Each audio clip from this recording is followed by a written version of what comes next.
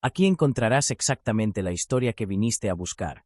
Como Pablo Escobar no fue derrotado únicamente por el Estado ni por sus enemigos declarados, sino por la misma red que lo sostuvo durante años, una estructura que terminó volviéndose contra él de forma lenta, silenciosa e inevitable.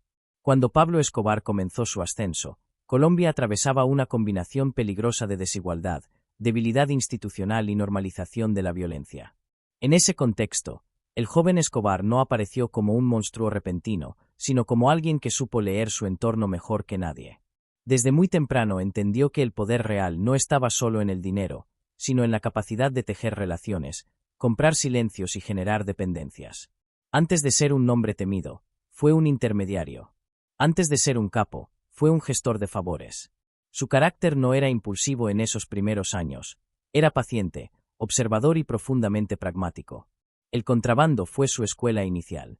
Allí aprendió que las rutas importaban más que los productos, que los contactos valían más que las armas y que la lealtad no se exigía, se compraba. Ese aprendizaje marcaría toda su trayectoria. Cuando el negocio de la cocaína comenzó a expandirse hacia Estados Unidos en los años 70, Escobar entendió que no se trataba solo de transportar droga, sino de construir un sistema completo que pudiera resistir presiones externas. No buscaba ser un simple proveedor, aspiraba a controlar cada eslabón de la cadena. Ese deseo de control total fue, al mismo tiempo, su mayor fortaleza y su futura condena. A diferencia de otros narcotraficantes que preferían mantenerse en la sombra, Escobar necesitaba presencia. Necesitaba ser visible para su entorno inmediato, especialmente en Medellín. Compró tierras, financió barrios, pagó funerales, entregó dinero en efectivo a quienes nunca habían recibido nada del Estado. Para muchos, no era un criminal, sino un benefactor. Ese respaldo social no fue espontáneo, fue una inversión estratégica. Escobar entendió que una comunidad agradecida podía funcionar como red de alerta temprana, como refugio y como escudo moral frente a las autoridades. Pero esa misma visibilidad empezó a generar una narrativa peligrosa. Escobar no solo era poderoso, empezaba a creérselo invulnerable. Su organización creció rápido, demasiado rápido. Pasó de ser un grupo reducido de socios a una estructura compleja que incluía sicarios, contadores, abogados, políticos, policías corruptos y colaboradores ocasionales. Cada capa añadida aumentaba su alcance, pero también multiplicaba los puntos débiles. Dentro de su red, la lealtad tenía un precio fijo. No se basaba en ideología ni en amistad, sino en beneficio económico y miedo. Durante años, ese sistema funcionó porque Escobar podía pagar más y castigar peor que cualquiera. El mensaje era claro, la traición no era una opción racional. Sin embargo, cuanto más crecía su imperio, más difícil se volvía supervisar personalmente cada movimiento. La distancia entre el líder y la base comenzó a ampliarse. Al mismo tiempo, Escobar cometió uno de sus errores estratégicos más importantes, decidió entrar en política. Su ambición ya no se conformaba con dominar el crimen, quería legitimarse. Ser reconocido. Ser aceptado. Su ingreso como suplente a la Cámara de Representantes no fue un capricho, sino una maniobra calculada para blindarse jurídicamente y ganar estatus.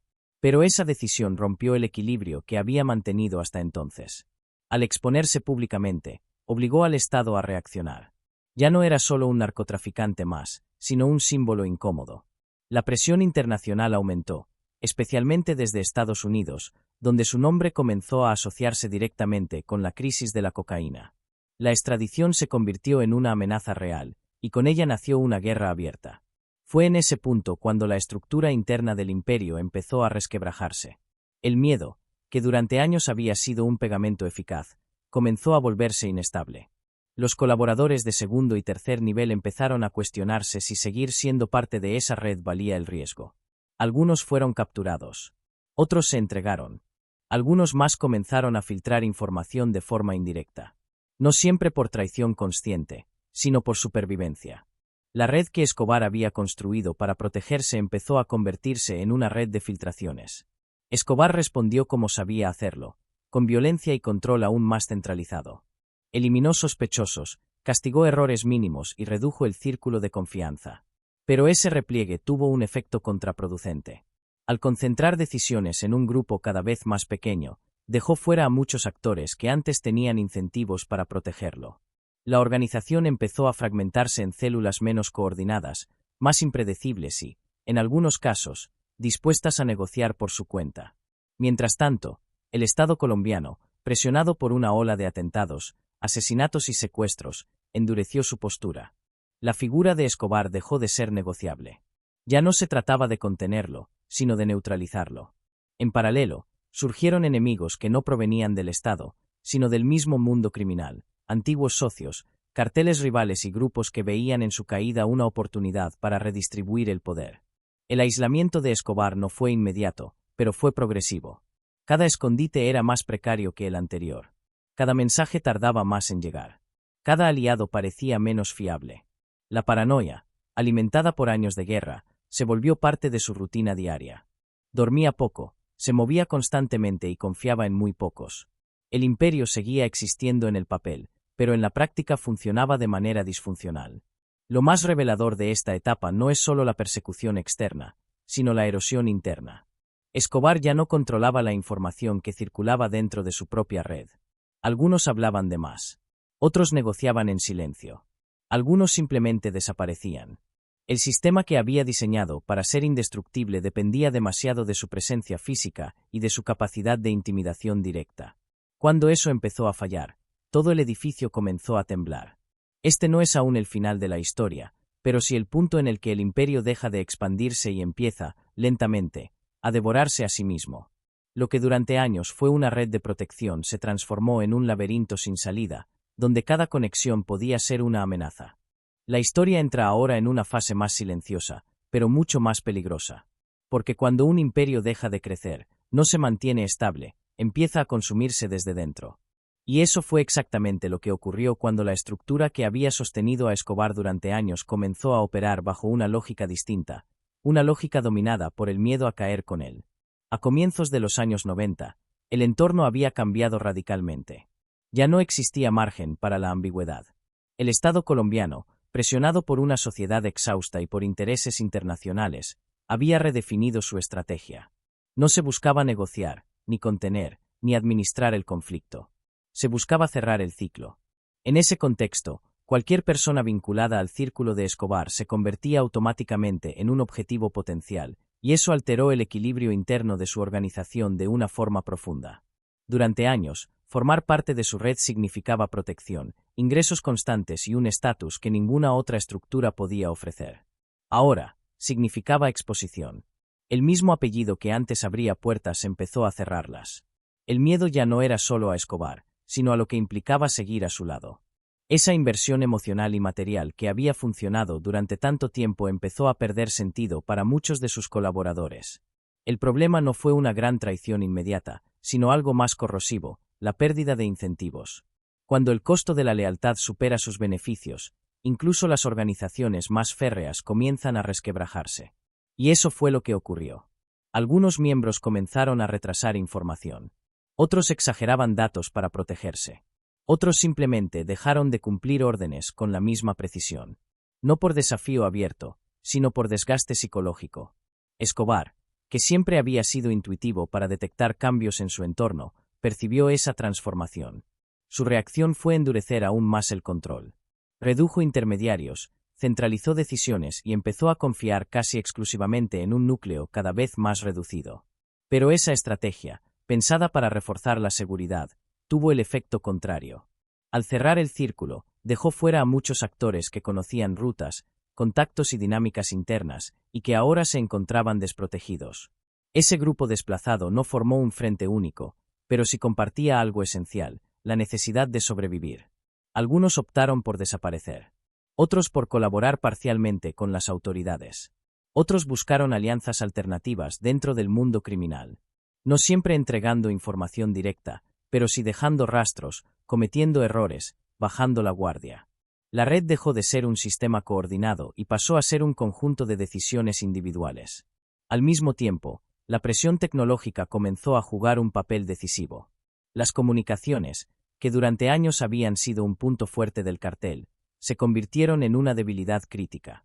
El uso constante de teléfonos, mensajeros y puntos de contacto fijos facilitó el rastreo. Cada llamada era un riesgo. Cada desplazamiento, una posibilidad de ser detectado. La necesidad de mantenerse en contacto con su gente lo obligaba a exponerse una y otra vez. Aquí aparece una paradoja clave. Cuanto más aislado estaba Escobar, más dependía de una red que ya no controlaba plenamente. Necesitaba información, refugio, logística.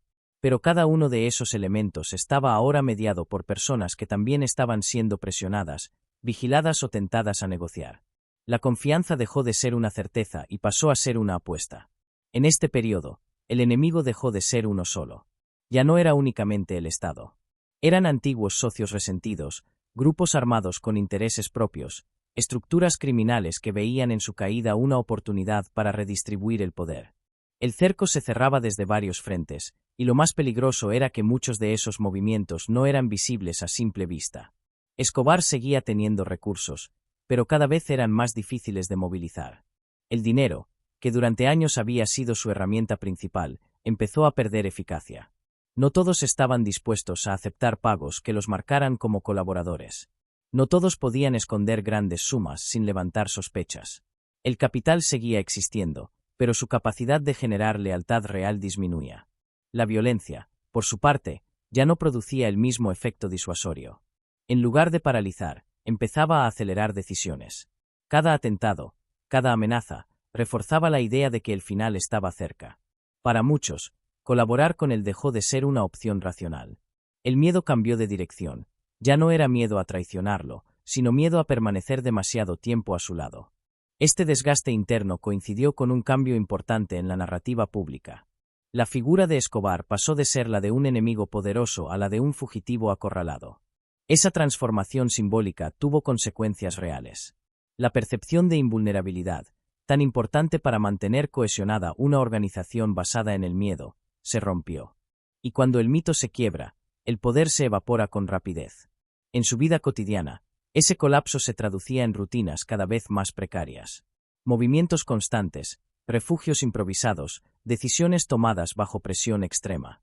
La vida del hombre que había controlado territorios enteros se reducía a la supervivencia diaria. Cada error, por pequeño que fuera, podía ser definitivo. Y en ese contexto, los errores se multiplican. Lo más significativo es que este proceso no fue repentino. No hubo un momento exacto en el que todo se vino abajo. Fue una acumulación de fallos, silencios, omisiones y decisiones individuales que, sumadas, hicieron inviable la continuidad del imperio. La red seguía existiendo, pero ya no cumplía su función original. En lugar de proteger, exponía. En lugar de sostener, delataba. Escobar había construido su poder sobre una lógica clara, control absoluto mediante beneficios y castigos. Pero esa lógica dependía de un entorno donde él siempre tuviera la ventaja. Cuando esa ventaja desapareció, la estructura quedó desnuda. Sin una ideología que la cohesionara, sin un proyecto que trascendiera a su líder, la organización no pudo adaptarse. Aquí se empieza a entender por qué su caída no fue solo el resultado de una persecución externa, sino la consecuencia directa de cómo había diseñado su propio imperio. Un sistema construido para servir a una sola figura, sin mecanismos de continuidad ni distribución real del poder, está condenado a colapsar cuando esa figura se debilita. El final todavía no ha llegado, pero el desenlace ya se intuye. El margen de maniobra es mínimo. Las opciones se reducen. Y lo que antes era una red de protección se ha convertido en un mapa de riesgos, donde cada contacto puede ser el último. Aquí la historia entra en su tramo más asfixiante. Ya no se trata de expansión, ni siquiera de resistencia organizada. Se trata de tiempo. De cuánto puede aguantar un hombre cuando todo a su alrededor empieza a cerrarse al mismo ritmo. Porque a estas alturas, el imperio ya no se está defendiendo, está retrocediendo. El cerco definitivo no fue un golpe único ni una operación espectacular. Fue una combinación de paciencia, desgaste y aprendizaje. Durante años, las fuerzas del Estado habían cometido errores graves, subestimación, corrupción interna, estrategias fragmentadas. Pero ahora el enfoque era distinto. Se había entendido que no bastaba con perseguir a un individuo, había que romper los circuitos que lo mantenían con vida. No el dinero en abstracto, sino la logística cotidiana. No los grandes aliados, sino los pequeños apoyos invisibles. Cada vez que Escobar se movía, dejaba una huella. No siempre clara, no siempre inmediata, pero acumulativa. Una llamada que duraba unos segundos de más. Un mensajero que repetía rutas. Un refugio que empezaba a ser usado con demasiada frecuencia. Nada de eso, por separado, era suficiente. pero todo junto formaba un patrón. Y los patrones, tarde o temprano, se vuelven legibles. En este punto, la tecnología y la información cruzada empezaron a pesar más que la fuerza bruta. Ya no era necesario irrumpir en cada lugar sospechoso. Bastaba con observar, escuchar, esperar. El enemigo no era solo un hombre armado, sino una red cansada, sometida a presión constante, donde cada eslabón estaba al límite de cometer un error. Escobar, por su parte, reaccionaba como podía. Cambiaba de escondite con frecuencia, pero esa misma frecuencia generaba inestabilidad. No había tiempo para consolidar nada. Cada lugar era provisional. Cada noche era una incógnita. La paranoia se convirtió en una forma de supervivencia, pero también en una carga mental enorme. Confiar era peligroso, pero desconfiar de todos era paralizante. El aislamiento psicológico fue uno de los factores más determinantes en esta etapa. El líder que había estado rodeado de gente, decisiones y movimiento constante pasó a vivir en una burbuja mínima. El silencio, la espera y la repetición sustituyeron a la acción. Y ese tipo de encierro no solo afecta a la estrategia, afecta al juicio. Las decisiones empezaron a ser más reactivas que planificadas. Se respondía a amenazas inmediatas, no a escenarios futuros. Se elegían soluciones rápidas en lugar de las más seguras. El margen para pensar a largo plazo había desaparecido. Ya no había imperio que sostener, solo una vida que prolongar. En paralelo, el entorno seguía cambiando. Antiguos aliados, viendo que la caída era inevitable, comenzaron a reubicarse. Algunos intentaron limpiar su imagen. Otros buscaron acuerdos implícitos. Otros simplemente se retiraron del mapa. Esa retirada silenciosa fue devastadora. No porque implicara una traición abierta, sino porque dejaba a Escobar cada vez más solo. La red, que en su origen había sido amplia y flexible, se había reducido a un puñado de personas sometidas a una presión insoportable. Cualquier error de cualquiera de ellos podía ser fatal. Y en ese contexto, el error dejó de ser una posibilidad remota para convertirse en una certeza estadística. No importaba cuán cuidadosos fueran, la probabilidad de fallar aumentaba con cada día que pasaba. También cambió la relación con el territorio. Durante años, ciertos barrios y zonas habían funcionado como espacios relativamente seguros, protegidos por lealtades y miedo. Ahora, esos mismos lugares eran vulnerables. La vigilancia se había intensificado.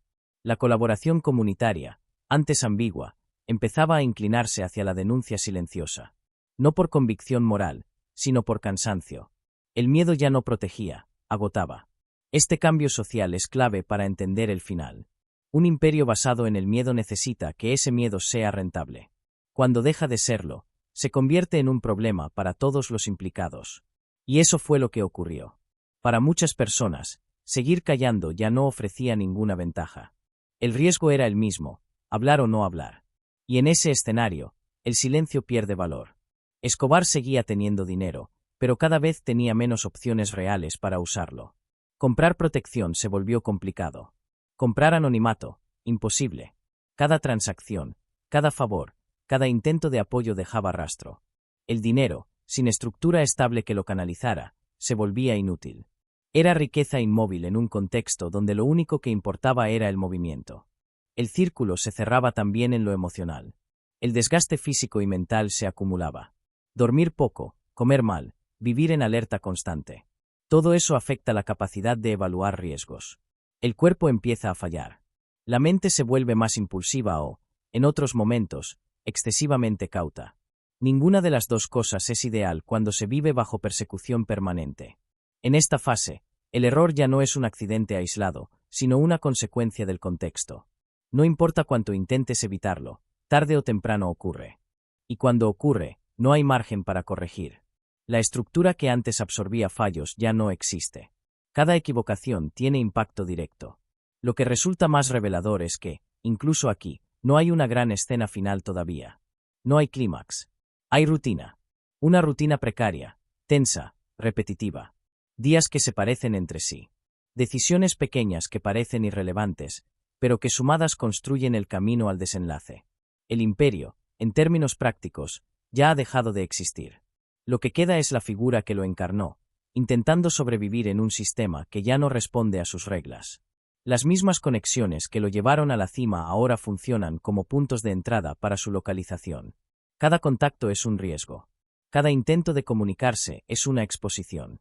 Aquí se entiende con claridad la ironía central de esta historia. Cuanto más compleja fue la red que lo sostuvo, más compleja fue también la red que permitió rastrearlo. No hay estructuras neutras. Todo sistema deja huellas. Y cuando el tiempo y la presión hacen su trabajo, esas huellas se vuelven evidentes.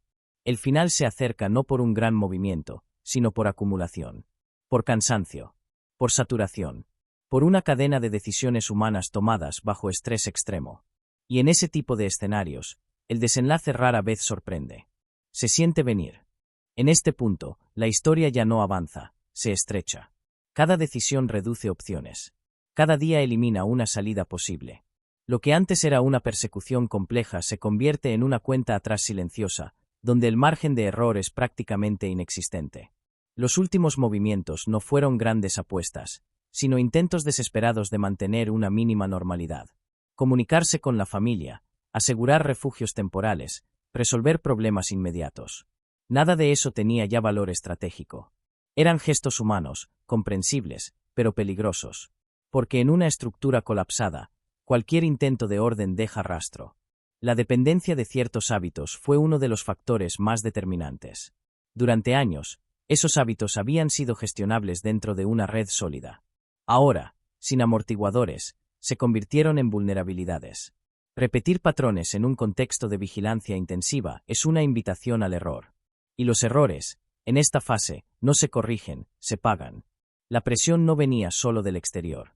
Venía también del interior. Del cansancio acumulado. De la necesidad de hablar. Del impulso de reconectar con algo familiar en medio del aislamiento. Ese impulso, profundamente humano, chocaba con la lógica fría de la supervivencia. Y casi siempre perdía. El entorno operativo también había cambiado. Las fuerzas que lo buscaban ya no actuaban de forma dispersa. Habían aprendido a coordinar información, a esperar, a no precipitarse. No necesitaban resultados inmediatos. Sabían que el tiempo jugaba a su favor. Cada día que pasaba, la probabilidad de un fallo aumentaba.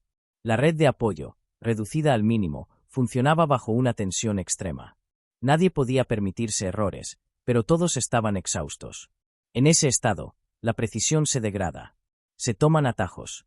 Se confía en soluciones suficientes en lugar de las óptimas.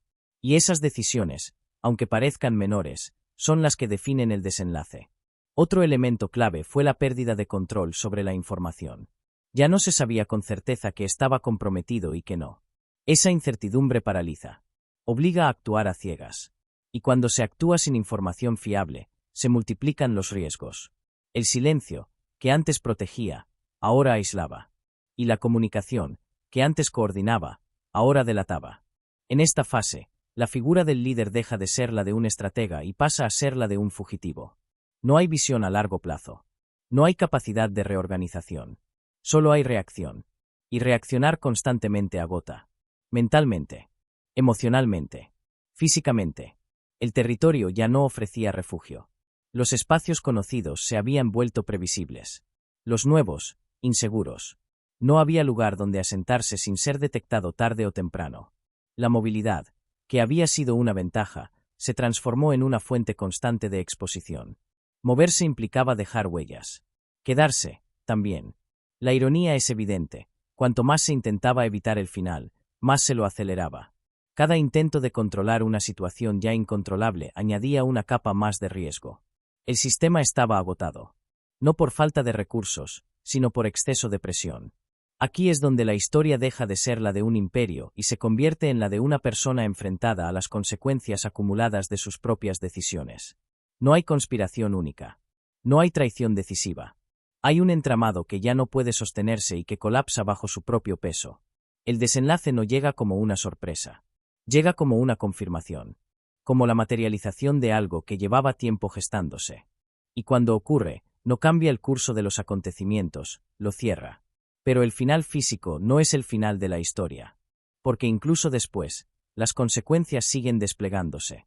El vacío de poder, las disputas, la reconfiguración del mapa criminal. Nada desaparece con una sola caída. Las estructuras se transforman. Los métodos se heredan. Las lecciones, a veces, se repiten. Aquí el tiempo deja de comprimirse y se detiene. No porque la historia haya terminado, sino porque el momento final obliga a mirar atrás y entender que fue exactamente lo que cayó. No solo una persona, no solo un líder, sino una forma de ejercer el poder. El desenlace, cuando llega, no tiene la grandilocuencia de los mitos. No es una escena diseñada para cerrar una narrativa épica. Es un punto final abrupto a una huida prolongada. El resultado lógico de una persecución que ya había agotado todas las variables. Lo que ocurre después no es alivio inmediato, sino una reconfiguración caótica. La desaparición física de Escobar genera un impacto inmediato, pero desigual. Para algunos sectores del Estado, representa una victoria largamente esperada. Para otros, apenas el cierre de un capítulo. Para el mundo criminal, es una señal clara, nadie es intocable. Pero esa señal no elimina el negocio, solo redistribuye sus reglas. En el vacío que deja su caída no aparece el orden, sino la disputa. Viejas alianzas se rompen definitivamente. Nuevos actores ocupan espacios que habían sido monopolizados durante años. La violencia no desaparece, cambia de forma. Se fragmenta. Se descentraliza. El control absoluto es sustituido por múltiples focos de poder más pequeños, menos visibles, pero igual de persistentes. Aquí se revela una de las grandes paradojas de esta historia. El imperio de Escobar, construido sobre la concentración extrema del poder, generó las condiciones para su propia sustitución por estructuras más flexibles.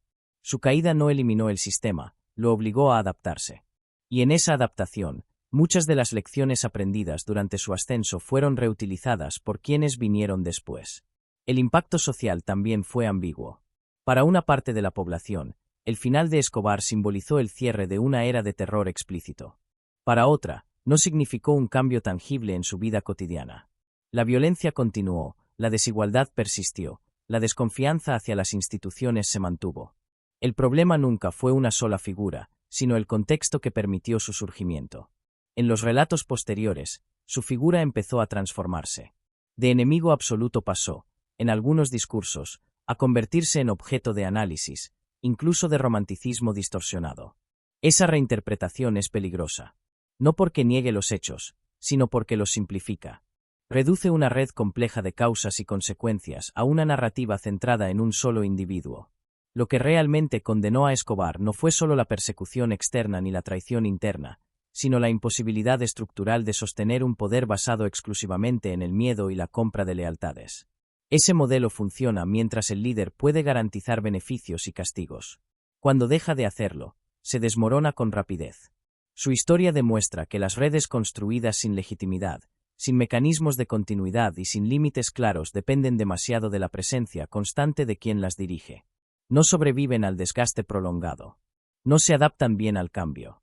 Y cuando el entorno se vuelve hostil, colapsan desde dentro. El legado inmediato fue un país que tuvo que redefinir su relación con la violencia, el crimen organizado y la idea misma de poder. No fue un proceso rápido ni limpio. Fue fragmentado, contradictorio y, en muchos casos, doloroso. Pero dejó una enseñanza central: la eliminación de una figura no equivale a la resolución de un problema estructural. La historia de Escobar, vista en perspectiva, no es solo la de un ascenso y una caída, sino la de un sistema que permitió ambos. Un sistema donde el dinero, el miedo y la ausencia de alternativas reales crearon un caldo de cultivo perfecto. Mientras esas condiciones persistan, las figuras pueden cambiar, pero los patrones tienden a repetirse. Aquí el relato se acerca a su cierre, pero no ofrece consuelo. Ofrece contexto. Obliga a preguntarse qué parte de esta historia pertenece al pasado y qué parte sigue operando bajo otras formas, otros nombres y otras estrategias. Porque los imperios no desaparecen del todo, se transforman. En este punto, la historia ya no pertenece solo al pasado. Empieza a mezclarse con el presente. Porque cuando una figura como esta desaparece, lo que queda no es silencio, sino interpretación. Y ahí es donde el legado se vuelve más complejo, más incómodo y, en muchos casos, más peligroso. Tras la caída, comenzó un proceso inevitable, la construcción del mito. No de forma inmediata ni coordinada, sino fragmentada. Relatos parciales, recuerdos selectivos, versiones interesadas. Para algunos, fue el villano absoluto. Para otros, el símbolo de una rebeldía torcida contra un sistema que ya estaba roto. Esa dualidad no surge de la nada. Se alimenta de vacíos institucionales, de memorias heridas y de una necesidad humana de simplificar lo incomprensible. El problema del mito no es que distorsione algunos hechos, sino que reordena las causas. Convierte consecuencias en orígenes. Personaliza fenómenos estructurales. Y al hacerlo, libera de responsabilidad a todo lo que permitió que ese poder existiera. Cuando una historia se centra demasiado en un solo nombre, corre el riesgo de ocultar el sistema que lo sostuvo. En los años posteriores, su figura empezó a circular en productos culturales, conversaciones cotidianas y narrativas mediáticas. A veces con tono crítico, otras con una ambigüedad peligrosa. Se hablaba de su audacia, de su inteligencia estratégica, de su capacidad para desafiar al poder establecido. Mucho menos de la devastación prolongada que ese desafío produjo en miles de vidas anónimas. El foco se desplazó del daño colectivo al personaje individual. Este proceso de reinterpretación no es casual. Las sociedades tienden a procesar la violencia transformándola en relato. Es una forma de digerir lo que resulta insoportable. Pero cuando ese relato pierde contexto, se vuelve funcional a la repetición. Porque si el problema fue él, entonces basta con que él ya no esté. Y esa es una conclusión falsa. El legado real es más silencioso y más persistente. Está en las estructuras criminales que aprendieron de sus errores. En la descentralización del poder ilícito. En la sofisticación de las redes. En la reducción de la visibilidad a cambio de mayor resiliencia. Lo que antes era un imperio centralizado se convirtió en múltiples sistemas más pequeños, más difíciles de rastrear y menos dependientes de una sola figura. También dejó huella en el Estado. En la forma de concebir la seguridad, la persecución criminal y la cooperación internacional. Hubo avances, sí, pero también cicatrices. El uso de medidas excepcionales, la normalización de ciertos niveles de violencia y la tensión constante entre legalidad y urgencia marcaron una generación entera de decisiones políticas. No todo fue aprendizaje positivo. A nivel social, el impacto fue desigual. Algunas comunidades quedaron profundamente marcadas por años de miedo, silencios forzados y normalización de la violencia. Otras absorbieron el relato desde la distancia, filtrado por los medios. Esa diferencia explica por qué el mito no se percibe igual en todos los sectores. Para quien vivió las consecuencias directas, no hay ambigüedad. Para quien solo conoce la historia por fragmentos, el relato se vuelve maleable. Hay otra herencia menos visible, pero igual de importante. La idea de que el poder puede construirse al margen de cualquier legitimidad formal si se dispone de recursos suficientes. Esa idea, aunque no siempre se verbalice, sigue operando como tentación en contextos de desigualdad extrema. Y mientras esa tentación exista, la historia no estará cerrada del todo. El mito también cumple otra función peligrosa. Ofrece una narrativa de inevitabilidad mal entendida. Como si todo hubiera sido una cadena de eventos sin alternativas. Como si no hubiera habido decisiones, omisiones y responsabilidades compartidas. Pero la inevitabilidad real no está en el personaje, sino en las condiciones que lo hicieron posible. Y esas condiciones no desaparecen por decreto. Mirar esta historia con distancia no implica neutralidad moral, sino complejidad. Implica aceptar que la caída fue necesaria, pero no suficiente. Que el final fue contundente, pero no resolutivo. Que el impacto fue profundo, pero no definitivo. Y que las preguntas que deja abiertas siguen siendo relevantes. Porque al final, la cuestión no es solo cómo cayó un imperio, sino por qué pudo levantarse. Que falló antes. Que se toleró. Que se normalizó. Y que se sigue repitiendo, quizá con otros nombres, otros métodos y otras justificaciones. El relato está a punto de cerrarse, pero no con una respuesta clara. Se cierra con una inquietud. Con la sensación de que entender esta historia no es un ejercicio de memoria, sino una advertencia. Una advertencia sobre lo que ocurre cuando el poder se construye sin límites y cuando las redes que lo sostienen sustituyen a las instituciones que deberían contenerlo. Aquí la historia se cierra, pero no se resuelve. Porque hay finales que no ofrecen descanso, solo perspectiva. Y este es uno de ellos. Si miramos todo el recorrido con distancia, queda claro que el desenlace no fue un accidente ni una anomalía. Fue la consecuencia lógica de un modelo de poder construido sin frenos, sin legitimidad y sin posibilidad real de continuidad. Un poder que dependía de una sola figura, de su presencia constante, de su capacidad para imponer miedo y repartir beneficios. Cuando esa figura se debilitó, el sistema no tuvo cómo sostenerse. El imperio cayó porque estaba diseñado para caer. No en el sentido romántico de una tragedia inevitable, sino en el sentido estructural. No había mecanismos de corrección, no había límites internos, no había sustitución posible. Todo giraba en torno a un centro único. Y los sistemas así pueden crecer rápido, pero también colapsan con la misma velocidad cuando el entorno cambia. La red que durante años lo protegió fue exactamente la misma que terminó delatándolo. No por una gran traición final, sino por desgaste. Por acumulación de pequeños fallos humanos. Por miedo redistribuido. Por incentivos que dejaron de funcionar. La lealtad comprada nunca es estable, solo dura mientras el precio compense el riesgo. Cuando deja de hacerlo, se disuelve sin necesidad de discursos ni conspiraciones. Este punto es clave porque rompe una idea muy extendida, que los imperios caen solo por enemigos externos. En realidad, casi siempre caen por una combinación de presión externa y fragilidad interna. Y en este caso, esa fragilidad estaba presente desde el origen. Solo tardó años en hacerse visible. La historia también deja una lección incómoda sobre el miedo como herramienta de control. El miedo puede imponer silencio, obediencia y rapidez, pero no genera compromiso. No crea proyectos duraderos. No sobrevive bien al paso del tiempo. Cuando el miedo se prolonga demasiado, deja de paralizar y empieza a empujar a la gente a buscar salidas, incluso riesgosas. Otro elemento que atraviesa todo el relato es la confusión entre poder y omnipotencia. Durante mucho tiempo, el imperio funcionó porque parecía no tener límites. Esa percepción fue tan importante como los recursos reales. Pero cuando la percepción se rompió, el poder se evaporó con una rapidez sorprendente. El mito sostuvo al sistema tanto como el dinero. Y cuando el mito cayó, todo lo demás lo siguió. Después del final, nada volvió a ser igual, pero tampoco todo cambió. El sistema no desapareció, se transformó. Aprendió. Se fragmentó. Se hizo menos visible y, en muchos sentidos, más resistente.